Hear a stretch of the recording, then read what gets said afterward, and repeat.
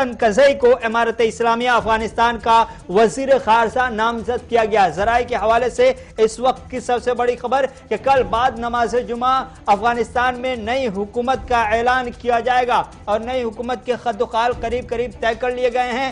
किनको बाज़ाब्ता तौर पर कौन सी कुर्सी देनी है, हुकूमत में किनको किनको शामिल करना है, ये तमाम तैयारियां मुकम्मल हो चुकी है। काबुल में भी तैयारियां चल रही है, कंधार में भी तैयारियां चल रही है।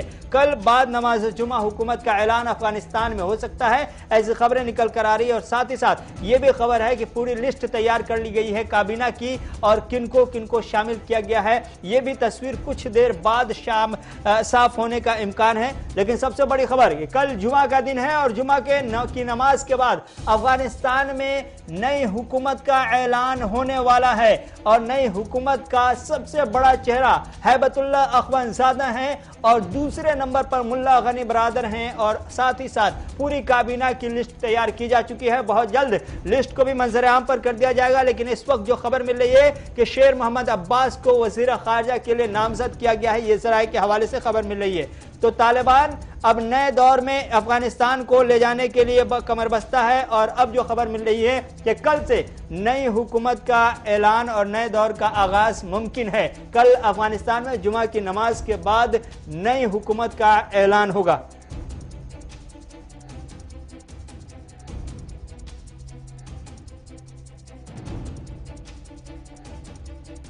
तो अफगानिस्तान में कल से नए दौर के आगाज का इम्कान और नए दौर के आगाज में सबसे पहली और बड़ी खबर यह मिल रही है कि कल दोपहर बाद नमाज जुमा के बाद बाज़ाब्ता तौर पर अफगानिस्तान में नई हुकूमत का ऐलान हो सकता है और नई हुकूमत का नया सबसे बड़ा चेहरा हैबतुल्लाह अखवंजादा सुप्रीम लीडर हो सकते हैं। ईरान के तर्ज पर अफगानिस्तान में भी हुकूमत का ऐलान किया जा सकता है और हुकूमत साजी के लिए जो खाका तैयार किया गया है उसमें सीधे तौर पर हैबतुल्लाह अखवंजादा सुप्रीम लीडर के तौर पर सामने आ रहे हैं। इस खबर पर मजीद तफसीलात के साथ हमारे साथ फोन लाइन पर हमारे एग्जीक्यूटिव एडिटर इशफाक गौहर जुड़ चुके हैं। इशफाक गौहर, बहुत बहुत शुक्रिया।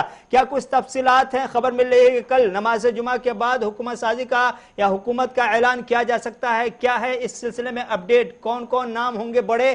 क्या काबीना की लिस्ट तैयार कर ली गई है? क्या कुछ है इस सिलसिले में अपडेट?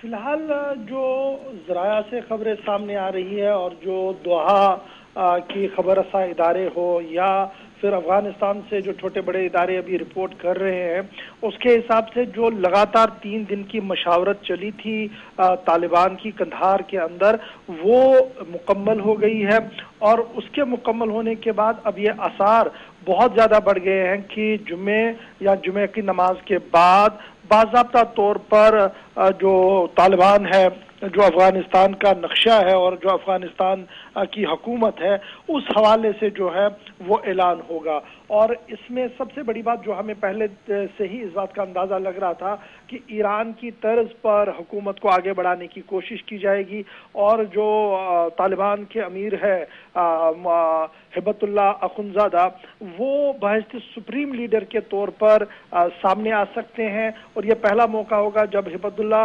अखवंजादा इस तरीके से एज ए सुप्रीम लीडर के तौर पर सामने होंगे, नंबर 1। और दूसरी बात, इस पूरी मशावरत के अंदर एक बड़ी बात है कि हक्कानी नेटवर्क का भी एक मेजर रोल है और यही वजह है कि सिराजुद्दीन हक्कानी का जो ग्रुप है, इसको इसमें जगह मिल सकती है शोरा के फैसले के हिसाब से, क्योंकि उनकी एक कुर्बानी है और काफ़ी अरसे से वो इत्तेहाद के अंदर काम कर रहे हैं।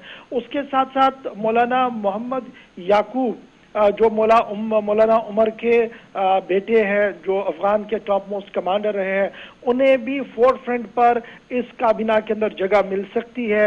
उसके साथ साथ मौलाना अब्दुल गनी बरादर जो है, मुल्ला बरादर जिन्हें हम कह रहे हैं, वो हैबतुल्लाह अखवंजादा के बाद जो टॉप मोस्ट लीडरशिप में वो नंबर 1 माने जाएंगे। अगर हिबतुल्लाह अखुंज़ादा सुप्रीम लीडर होंगे तो आप सदर या वजीर आजम के ओहदे पर देखेंगे मुल्ला अब्दुल गनी बरादर को, जो हेड करेंगे फिर अफगानिस्तान के इस पूरे शिराजे को जो अभी तक बिखरा हुआ नजर आ रहा है। इसके साथ साथ एक बड़ी दिलचस्प बात यह है, जब सन 96 में तालिबान ने दोबारा से कब्जा किया था और तालिबान दौर आया था, तो उस वक्त जो उनके फॉरेन मिनिस्टर थे शेर अहमद अली साहब, उसे दोबारा से फॉरेन मिनिस्टर के ओहदे पर रखा जा सकता है।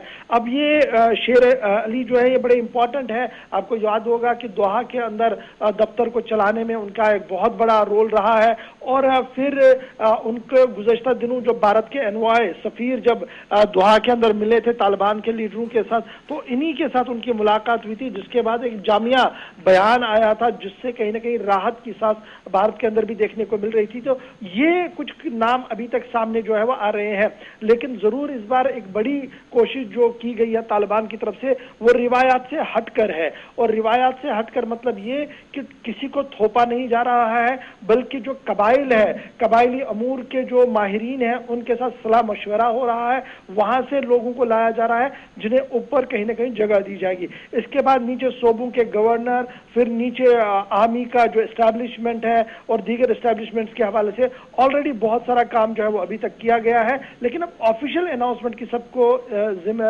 इंतजार है। और इट्स एक्सपेक्टेड सो कि कल बाद नमाज ये मामला जो है वो तय पाकर एक ऑफिशियल अनाउंसमेंट तालिबान के सदर दफ्तर दोहा से ही हो सकती है।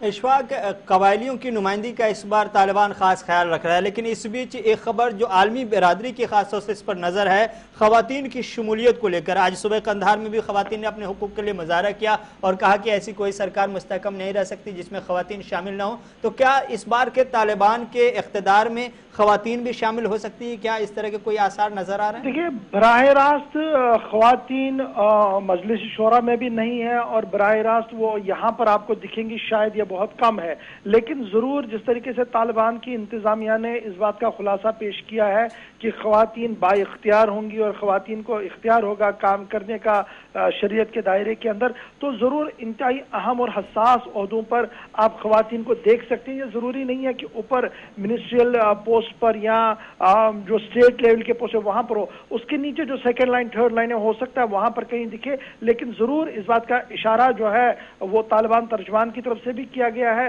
जिसके मुताबिक ये उन्होंने साफ कर दिया है कि ऐसा बिल्कुल भी नहीं होगा कि आपको कहीं पर भी खवातीन नजर नहीं आएंगी। खवातीन बाइख्तियार है, उनमें बाज़ाब्ता तौर पर तालिबान हुकूमत में भी जगह मिलेगी, लेकिन लेट अस वेट सो, क्योंकि अभी तक खदशा तो यही है और आलमी बरादरी भी इसी पर बजीद है कि देखिए जो आपने पहले किया है वो ना हो और आप बदले बदले से दिखें, तो अब कैसे वो बदले बदले से दिखेंगे इस पर सबकी नजर रहेगी। चलिए, बहुत बहुत शुक्रिया इशफाक और तफसीलात फराहम करने के लिए। अफगानिस्तान में नई हुकूमत का ऐलान कल बाद नमाज जुमा होने को है और ऐसे में क्या कुछ तस्वीर सामने आ सकती है, उस हवाले से इशफाक गौहर एग्जीक्यूटिव एडिटर हमारे तफसीलात फराहम कर रहे थे।